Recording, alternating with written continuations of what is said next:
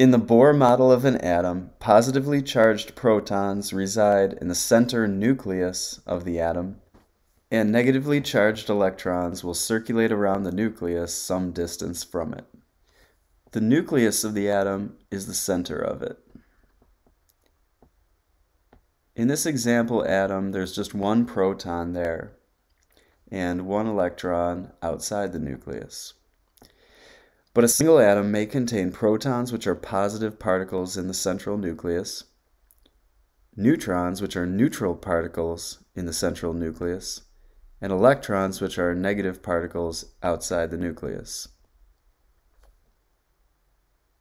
Negative particles are attracted to positive particles, and that force of attraction is what keeps the electron orbiting near the proton. The most common atomic element in the universe is hydrogen.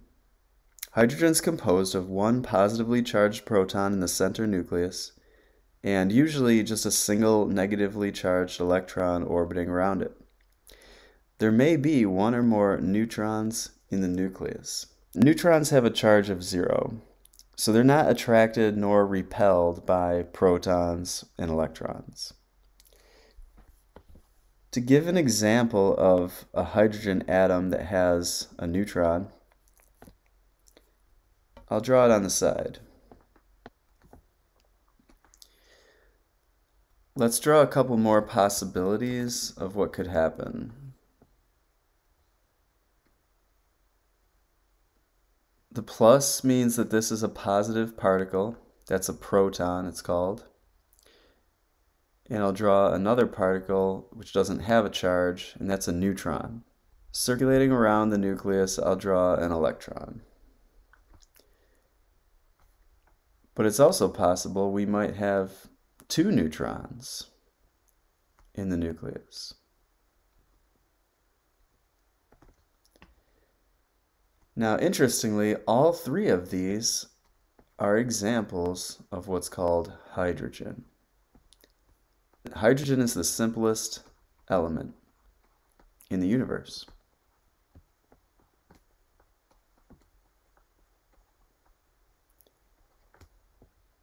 And so what makes it hydrogen is that it has one proton.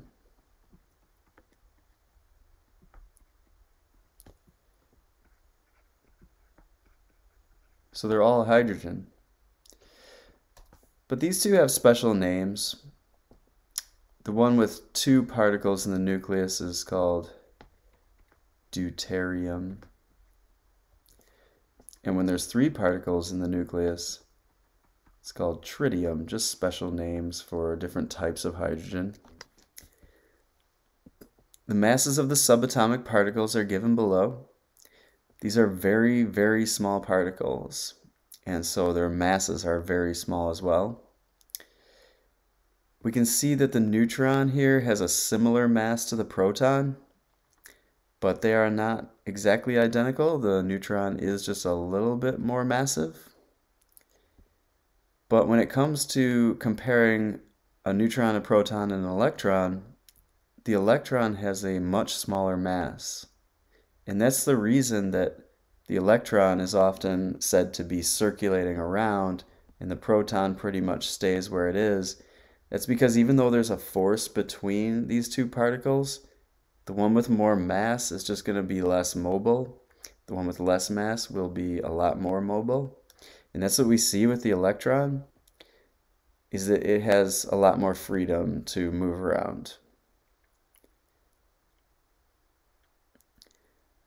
Let's try to calculate how many times larger a proton is than an electron. To do this, we can divide the mass of a proton by the mass of an electron. And this ratio will tell us how many times bigger a proton is than an electron. So we want 1.67 times 10 to the minus 27 divided by 9.11 times 10 to the minus 31.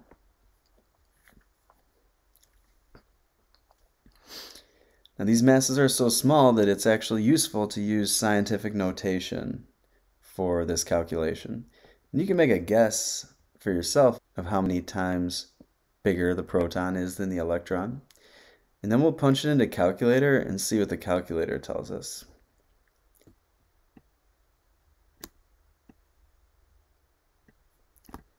To enter this into a TI calculator, you'll want to look for a button that says EE. And we can actually enter scientific notation very easily using the EE button.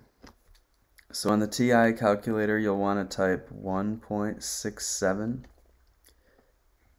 then press second in the upper left, then press a button that you'll find which has an EE above it. Then you'll want to hit the negative in the lower right and then do 27. That'll enter our numerator. Then use division. And here you don't even have to put parentheses in. You can just type 9.11 and then do second and do your EE again.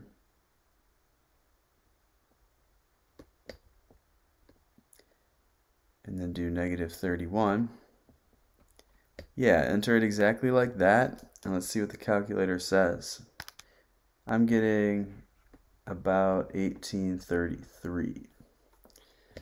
So it's 1,833 times, that's how much more massive a proton is than an electron.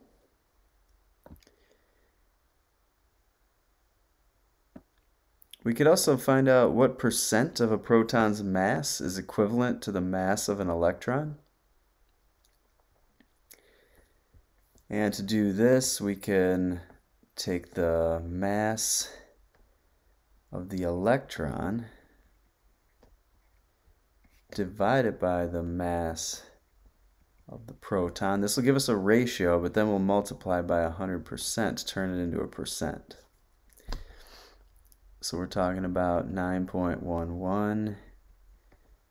E means times 10 to a power. So 9.11 times 10 to the -31. We'll divide by 1.67 times 10 to the -27. And even though the calculator button is double E, when we write it out like this, we'll just use one E, but it means the same thing.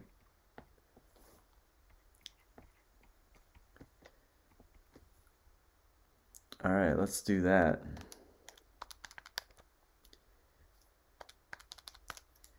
0.055%.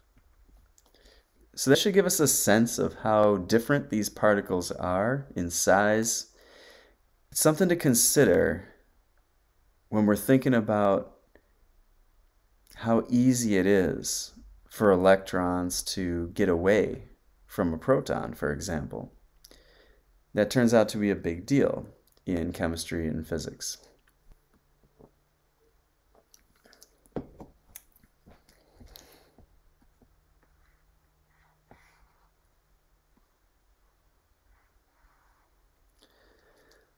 Okay, next question says, considering the fact that a positive proton contributes a charge of +1 to the atom, and a negatively charged electron contributes a charge of -1 to the atom, what would be the overall net electric charge of the hydrogen atom pictured above? So for this one, it's as easy as just summing up the charges. So the electron contributes a -1. The proton contributes a +1. Their charges are going to be equal in size or magnitude, and so they'll actually cancel each other out. So the net charge is going to be -1 plus 1, which is 0. So this is what is called a neutral atom. it is possible, as we'll see shortly, to have atoms that do have a net charge, and they're often called ions. But this is not an ion right now. It is just a neutral, typical hydrogen atom.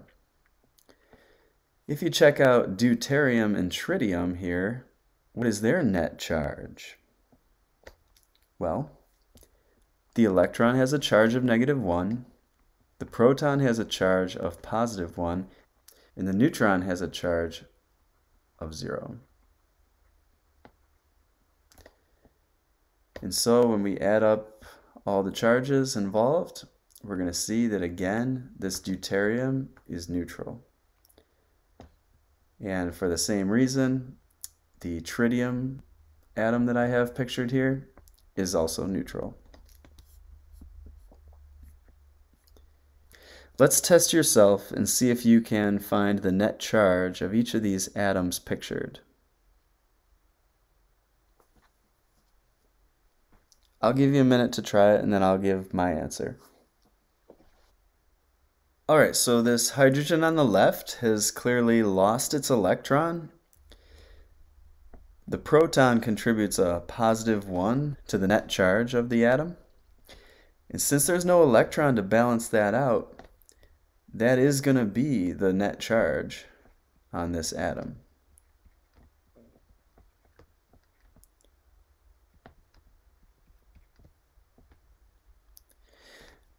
Now we can write that symbolically like this.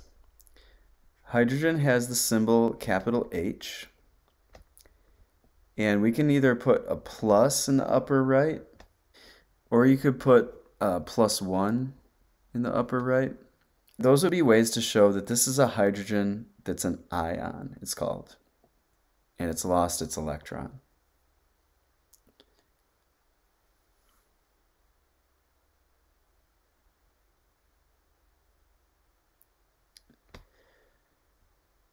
The second one here is the example that I started with.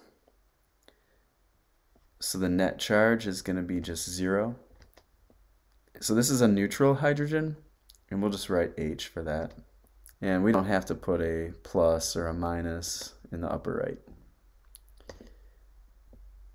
This hydrogen here has 2 electrons, and so the net is going to be calculated by adding a -1 and a +1 and a -1. The net will be -1. And we want to signify that by writing H with a negative in the upper right. Charge always goes in the upper right. You could also write it as H with a -1 in the upper right. Here we see that there are 3 electrons,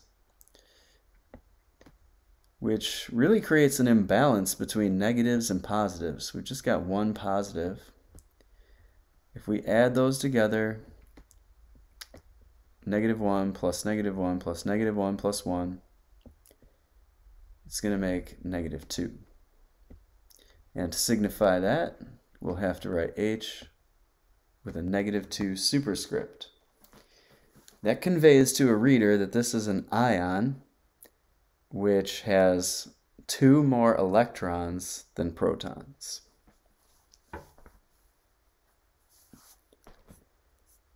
Here is the periodic table of elements. Hydrogen is going to be our first entry in the table. It's in the upper left. We read the table from left to right and then from top to bottom, just like you would read a book. So hydrogen is the first element, and then comes helium. Then we'll go down here to lithium, beryllium. We'll jump across the gap here to boron, which is the 5th element. Carbon is the 6th, nitrogen's the 7th, oxygen's the 8th, fluorine's the 9th, neon's the 10th, sodium is the 11th, magnesium is the 12th, aluminum is the 13th, and so on. That's how we read the periodic table.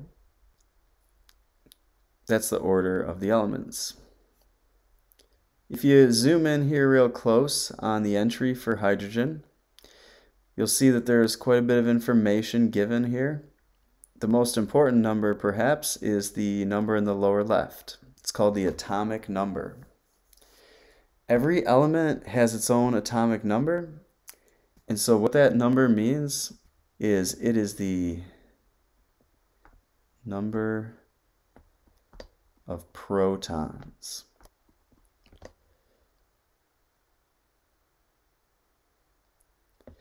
In the upper left, we'll see another number, and this is called the atomic mass.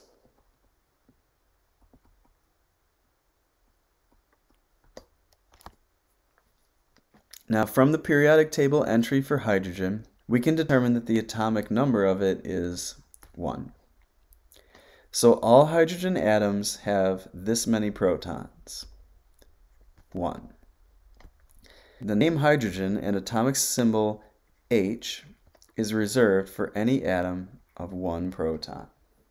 We saw that above with my examples of just normal hydrogen, deuterium, and tritium. They all had 1 proton in the nucleus, and that's what makes them hydrogen. Let's use the periodic table to identify these atoms, which have varying numbers of protons in their nuclei. So the first one is definitely hydrogen. But this one has 2 protons, so we want to actually go to the periodic table and find the entry that has a 2 in the lower left as its atomic number. That would be helium here. The atomic number for He, which stands for helium, is 2. And so helium is actually the element that has 2 protons in its nucleus. So the symbol for this atom is going to be He. Next, we've got an atom with 3 protons. So we just want to go to the periodic table and find who has an atomic number of 3. That would be lithium here, Li. And we'll put that there. And then there's an atom of 4 protons. And that's going to be this one right here. Now, I have quite a few of these memorized of what their symbol stands for, but you may not yet. So if you don't, you can go to an internet resource to find that.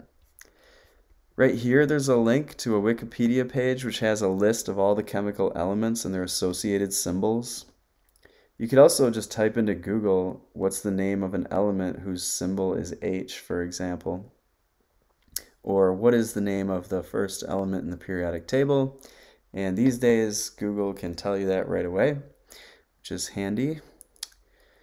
This one, though, is beryllium, it's called, Be. So let's go to the link here. All right, if you click that link, it'll take you to this page, which is a list of chemical elements. They're numbered 1, 2, 3, and so on. So we've got H, which stands for hydrogen. He stands for helium. Li stands for lithium. And Be stands for beryllium. So let's write those names in.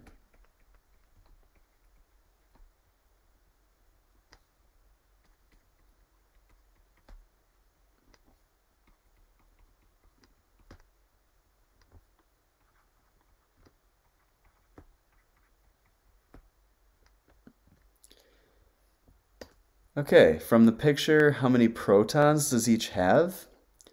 Hydrogen has 1 proton. That's the particle in the center. Helium has 2 protons. Lithium has 3 protons in its nucleus, and beryllium has 4 protons in its nucleus. When it comes to number of electrons, the hydrogen has just 1 electron around its nucleus. Helium has 2, lithium has 3, and beryllium has 4.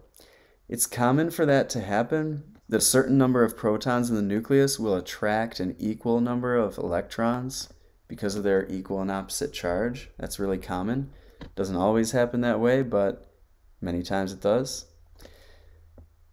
When it comes to neutrons, though, I actually didn't draw any neutrons in any of these atoms.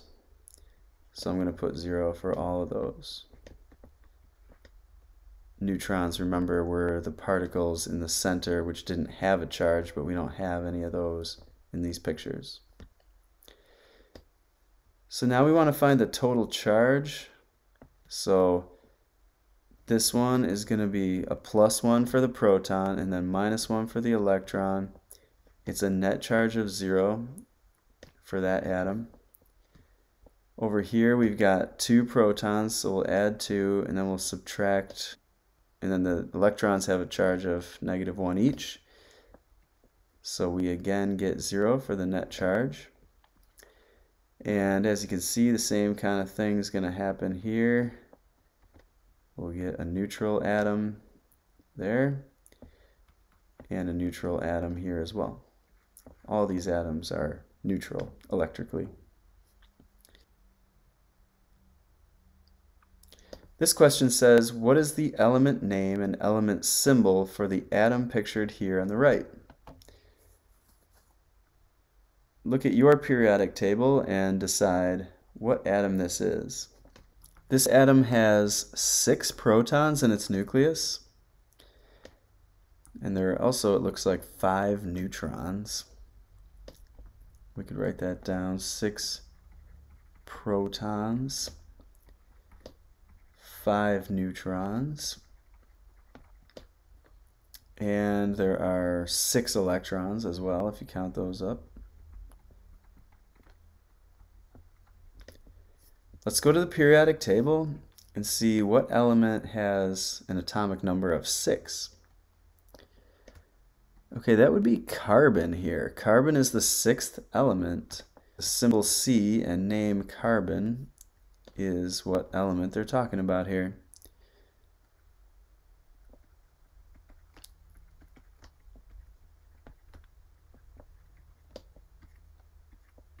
And its symbol is C. Next, we want to talk about the atomic mass number of an element. It's typically calculated by adding the protons and neutrons together. Often we neglect the electron masses because they're so small compared to the proton and neutron masses.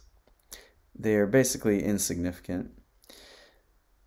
We can write the mass number for an element in the upper left of its symbol. So if we want to draw this symbol for this atom and also include the mass number, we just draw a C and we put the mass number in the upper left and the atomic number in the lower left. I already know the atomic number is going to be 6 because that's how many protons it has in it. But when it comes to the mass number, we have to do a little addition to find that. It's going to be the protons plus the neutrons. If you recall, neutrons had a very similar mass to protons. That was given right here. Neutrons have a 1.675 times 10 to the minus 27 kilograms. And protons have 1.673 times 10 to the minus 27 kilograms. Very similar. And so for that reason, we'll just add protons plus neutrons. So this mass number here is going to be an 11. We also notice that it is electrically neutral because it's got 6 electrons and 6 protons. So we don't have to actually put anything in the upper right. It's a neutral atom, so there's no net charge. So this will be our final answer.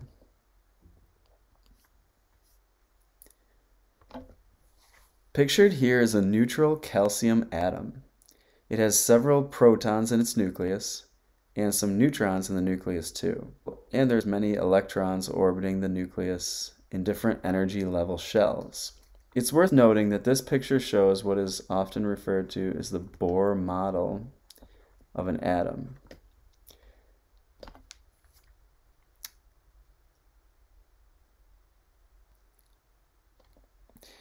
In the Bohr model, the orbits that the electrons are circulating in are perfect circles, but we have more advanced models that can show a probability distribution of where an electron might be. So just keep in mind that this model does not tell the whole story. There's actually going to be more to it if you go farther into this. But for now, just to get things started, we'll use the Bohr model, which is a simplification of the actual atom, but it's useful. So from the periodic table entry for calcium, go ahead and see if you can determine what is the atomic number of calcium, how many protons does every calcium atom have, and what is its atomic symbol as well. All right, so the atomic number of calcium is 20. It is the number that's in the lower left of the periodic table entry.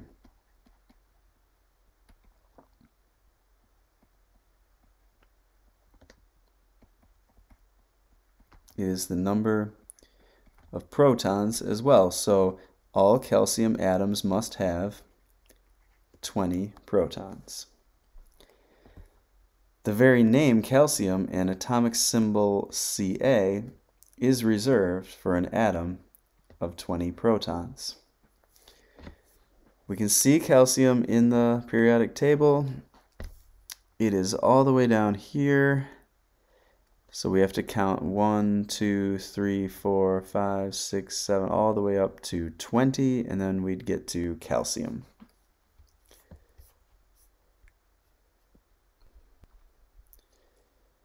Now let's do a little math with the numbers to determine how many neutrons each of these different atoms would have. So the mass number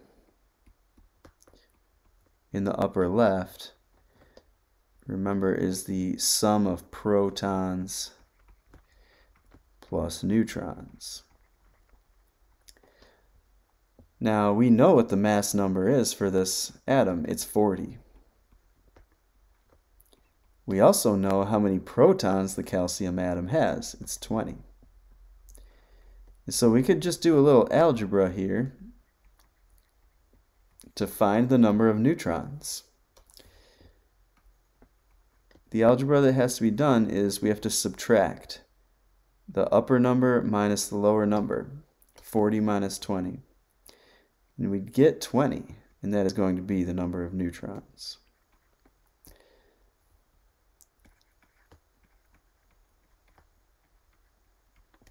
So using that same process on this atom, we would do 41 minus 20. And this atom actually has 21 neutrons in its nucleus.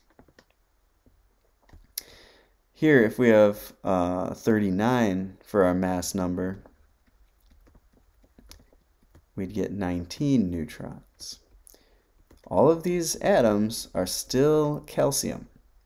The only difference is they have just different numbers of neutrons in their nucleus.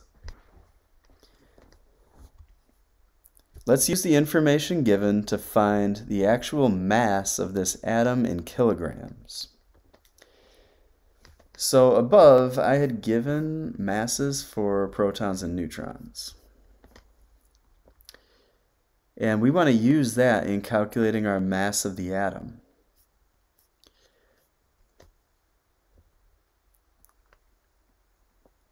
The mass of a neutron is 1.67493 times 10 to the minus 27 kilograms. The mass of a proton, though, is 1.67292 times 10 to the minus 27 kilograms. All right, so since we have 20 protons and we know the mass of a proton, we can find these protons' contribution to the overall mass by multiplying number of protons times the mass of each proton.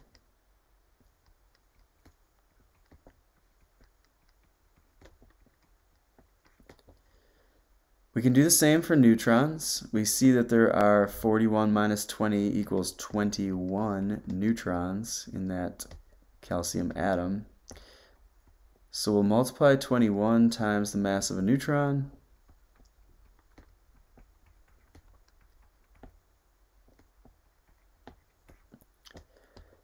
And we'll just sum the results. That'll give us the total mass of the atom. I get 6.863 times 10 to the minus 26 kilograms. And that'll be our answer. An ion is an atom or molecule with a non-zero net charge. Take the ion O plus 2, for example. The chemical symbol for oxygen is O, and in the upper right we have a plus 2, which indicates that this atom has 2 more positive charges than negative charges. Since the number in the upper right represents the net charge of the atom, if we want to write the net charge of the O plus 2 ion, it's simply going to be plus 2. We can also determine how many protons it has by using its atomic number in the lower left. Also, just all oxygen atoms will have 8 protons no matter what. It wouldn't be oxygen if it didn't have 8 protons. Now we can determine how many electrons it has. And so for that, I'm just going to draw the atom.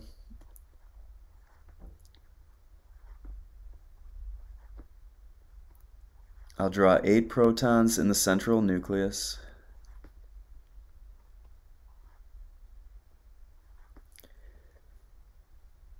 And then we're going to have some electrons circulating around in these energy level shells. It's a rule of the Bohr model, though, that the first shell can only hold 2 electrons. The remaining electrons will have to go in other energy levels. But we have to figure out how many electrons to draw. So we know that there are 8 positive charges in the middle. We also know that the net charge is plus 2. So we can actually create a calculation here to figure out how many electrons are in the outer shells. And the net charge will be the protons minus electrons. So we know the net charge is plus 2 because that's given in the upper right. And we know that all oxygen atoms have 8 protons. From this, we can solve to find out how many electrons there must be. So if we subtract the 8, we'll get -6 equals -e. Then we can cancel off the negatives to reveal that there are actually 6 electrons in this entire oxygen atom. So when I go to draw my next shell, I just have to get the right number of electrons. And the right number is going to be 4. 4 electrons in the outer shell. Why? Because there are 2 electrons in the inner shell, and we need 6 total electrons. That means that there must be 4 in that outer shell. So the oxygen plus 2 atom will have actually 6 electrons. There's a difference there between pluses and minuses. It's got 8 positives, 6 negatives, and that's what gives it that net charge. When it comes to neutrons, we can get that from the mass number. We'll do 16 minus 8 makes 8. So I should go on to draw 8 neutral particles in the nucleus as well.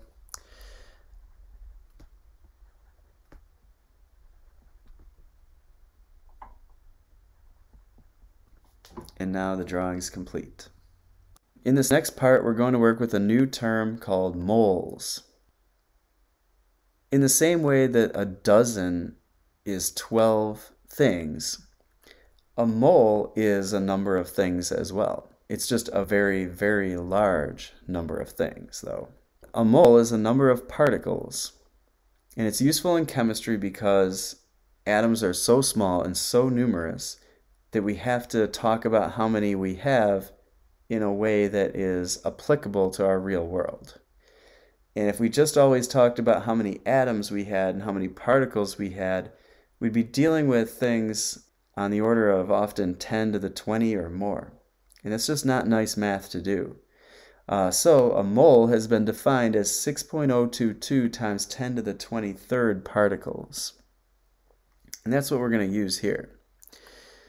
So let's say you're given a balloon containing 1 mole of hydrogen atoms. How many grams of hydrogen is that we're talking about? So we can actually look to the periodic table to answer this question for us. Interestingly, the mass number in the upper left is the mass of 1 mole of the element, in this case hydrogen. And so the units will be grams per mole. As you can see here, the mass number is not an integer. In the past, we had worked with some that were integers, but this one is giving us decimal. And so the reason it's doing that is because those numbers are average molar masses for a sample of hydrogen. If you remember way back to the beginning of this, I had said that sometimes hydrogen has no neutrons in its nucleus. If we take a sample of hydrogen, most of them are going to have just a single proton and no neutron. But it is possible that some of the hydrogen will have 2 particles in the nucleus, and some of the hydrogen might have 3. For that reason, if we average it out and do like a weighted average, statistically we find that the molar mass of the hydrogen sample would be 1.00794. So a single hydrogen atom has 1 proton. The average molar mass of a sample of hydrogen would be about 1.00794 grams per mole. And so that is actually going to be the answer to the question. The mass of 1 mole of hydrogen atoms is 1.00794 grams. Here you can use the periodic table to find the mass of 1 mole of a sample of helium, and then do it for a sample of oxygen and a sample of calcium as well. Alright, here's our periodic table. We just want to zoom in here on helium. So the molar mass of helium here is 4.0026. So that's going to be our answer here.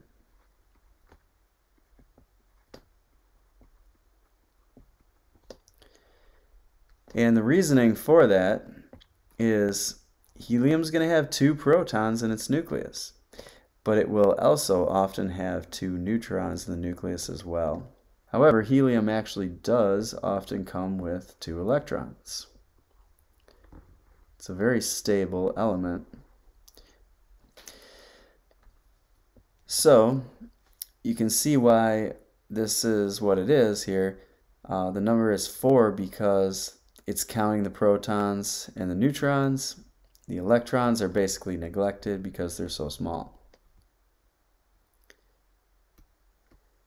Let's check out the entry for oxygen here. It says 15.9994 is the molar mass. So that's going to be our answer here.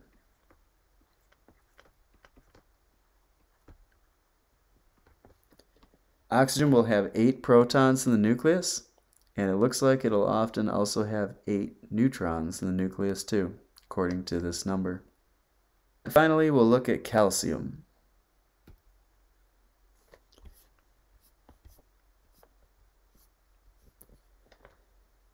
Calcium is an atom of 20 protons, and the molar mass on the periodic table is given as 40.08.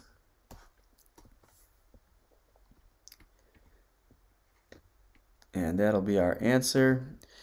And so it'll be 40.08 grams. All right, so far those ones didn't require any math. Now let's try another problem that would require some math. Here we want to use the formulas above to find the number of moles in 50.6 grams of hydrogen. Now there's some formulas relating moles and grams. And when we're trying to go from one to the other here, the formula is the vehicle we'll use for getting from, say, grams to moles, or we may wish to go backwards. Sometimes we'll want to go from moles to grams.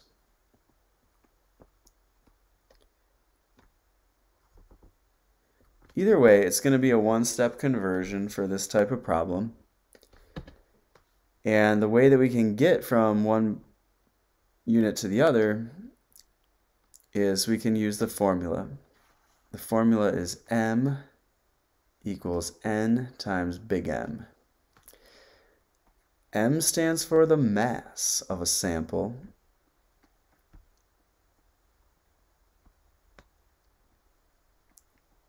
In grams. N stands for the number of moles in the sample. And big M stands for the molar mass. But this is from the periodic table.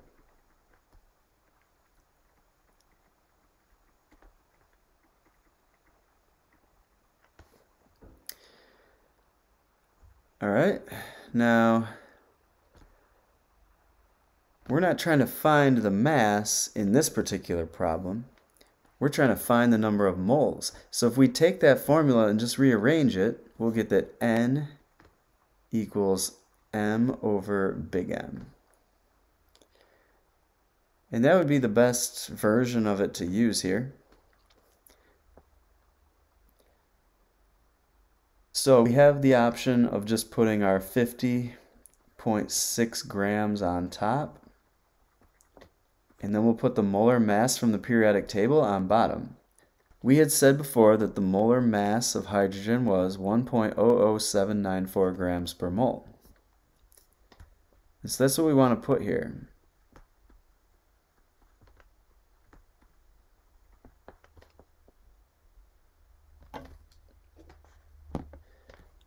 All right, it looks like it's 50.2 moles.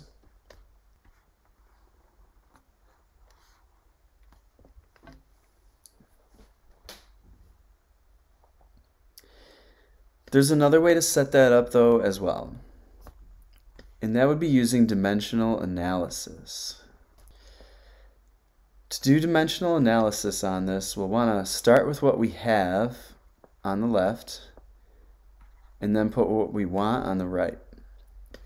So the thing we're being asked to convert is the 50.6 grams, but we want the thing in moles. So in order to do this problem, we can multiply by a factor. And so the factor to use would be the molar mass. But you got to put grams on bottom and moles on top. So what goes on bottom as a number would be 1.00794. And then what goes on top would be just 1 mole. And that's just from the periodic table. They had said that a mole of hydrogen was going to have a mass of 1.00794.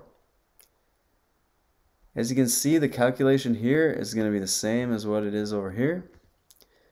So we'll of course get the same answer. And that's just another way to approach the problem. Now we want to take this one step farther. We'll go from grams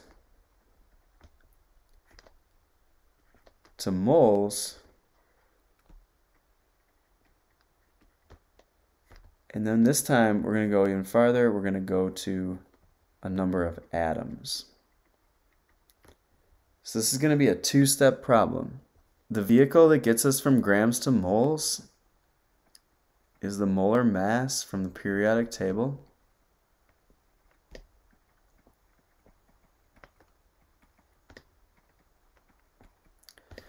And now the way that we'll get from moles to atoms, though, is using a different thing. For that, we're going to use Avogadro's number.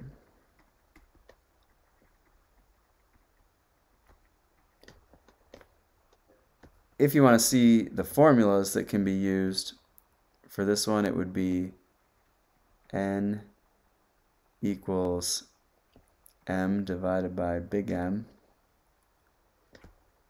And then over here for Avogadro's number, we'll say that N, a number of particles, will equal little n times Avogadro's number, which is sometimes written as N sub A.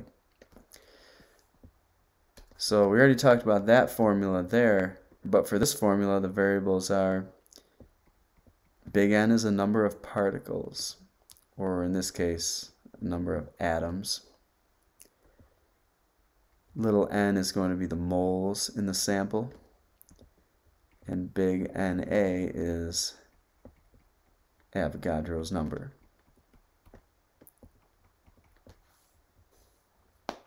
All right.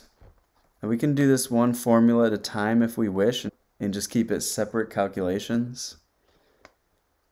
So I could do N equals M over big M, which is 50.6 grams divided by 1.00794 grams per mole. This is going to give us our N, our number of moles.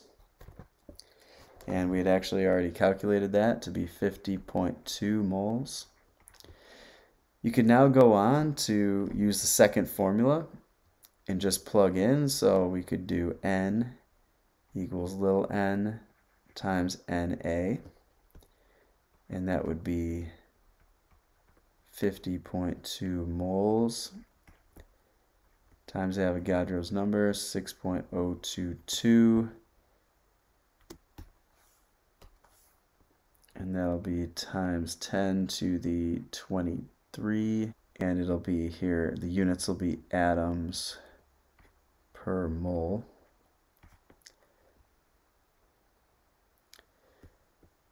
And so our number of particles ends up being 3.023 times 10 to the 25.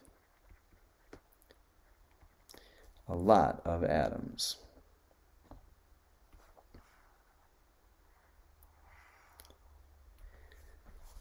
But we could also choose to use the dimensional analysis approach.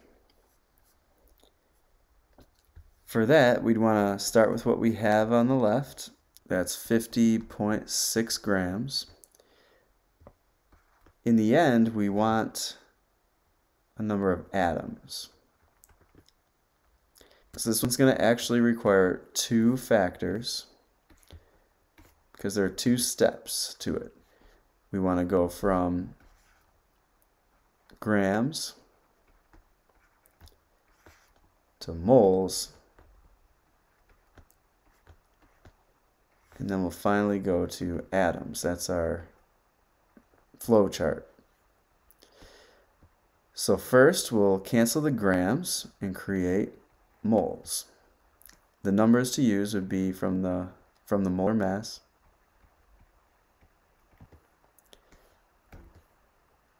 And now we have our quantity in moles. So we're going to want to get rid of moles now and create atoms as our final unit. So these will cancel. But the relationship between moles and atoms comes from Avogadro's number. And it's going to be 6.022 times 10 to the 23rd per mole. That calculation will give us our final answer. And it's going to be the same as we found previously, 3.02 times 10 to the 25 atoms.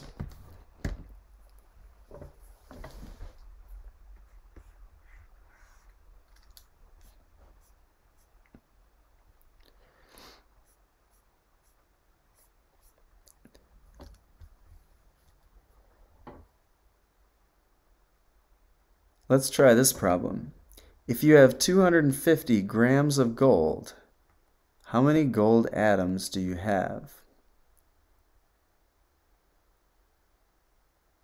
I'll let you try it for a moment and then I'll give my answer.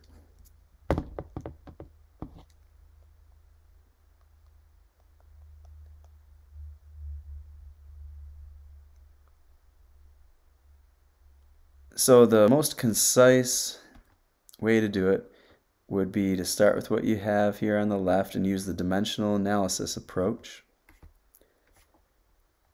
We'll get rid of grams and create moles by going to the periodic table. We can find the molar mass.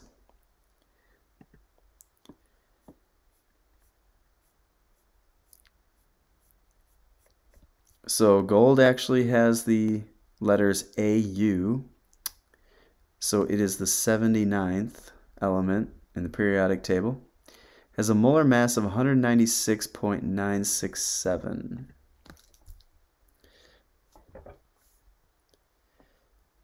So let's put that here, 196.967 grams per mole.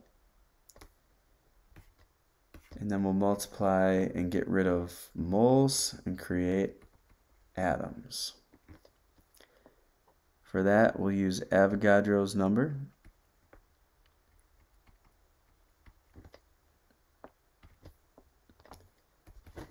And then we'll multiply. When multiplying these, you want to do 250 times 1 times 6.022. Use your E button on the calculator. Divide by 196.967. We could divide by 1, but it's just unnecessary there. And I get 7.64 times 10 to the 23rd atoms.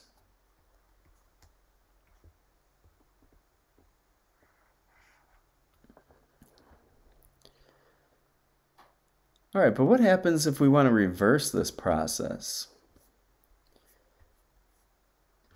What if, on the other hand, you're given a number of atoms and you want to find out how many grams it is? Let's say, for example, you got 5 times 10 to the 25th silver atoms. And we want to know how many grams would that be?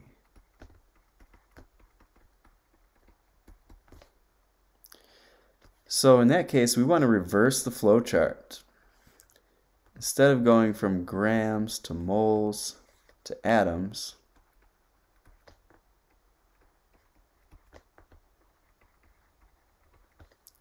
we'll reverse it. We'll go from atoms back to moles, and then we'll go to grams. Alright, so I'll still start with what I have on the left. It's the thing I'm being asked to convert. It's 5 times 10 to the 25 atoms. And I want grams.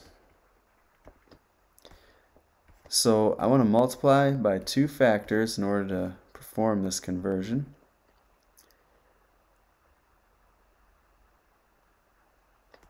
And we can start by canceling the atoms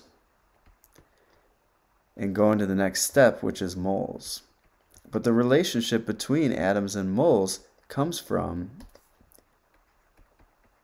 Avogadro's number.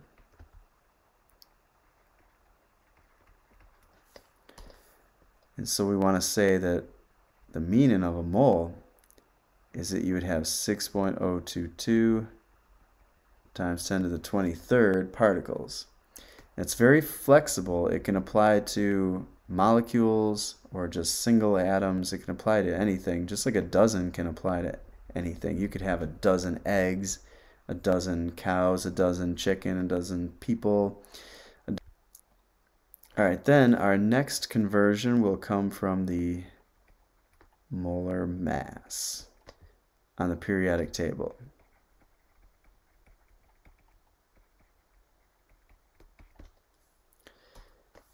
All right, so I'm going to have to look up the molar mass of silver now.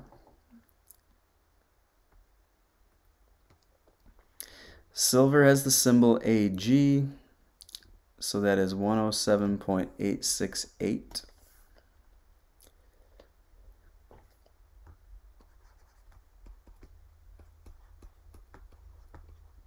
And that is for silver.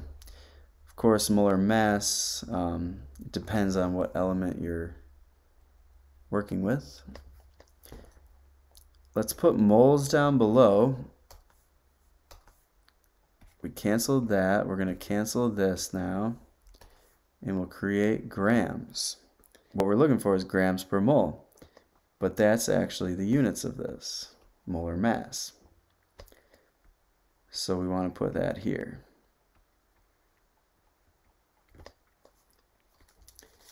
All right, let's multiply and get our answer. All right, this is 8,956 grams. If we're going by sig figs, that's just one sig fig. That's just one sig fig. So I want one sig fig in my answer, so I'll say 9,000 grams.